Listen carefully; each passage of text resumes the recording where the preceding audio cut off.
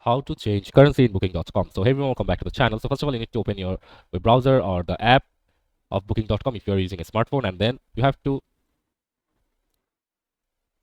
click on a where are you going. So let's say Bangkok, Thailand, and you just have to simply check in on the dates or time we will stay, and then you just have to click on the from, like, let's say adults one, and you can just click on search. And after searching it, as you can see, it's showing the price amount of the hotel booking in euros. And if you want to change the currency and show it of your liking, like you want to see the currency as US dollar, so for that you just have to scroll down and click on the United States dollar from here.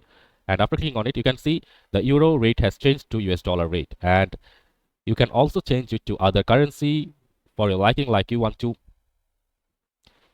like to see it on your in pound. So if you click on GBP, you can see that all the hotel bookings pricing is showing on pound. As you can see, 123, 211, 203, and all.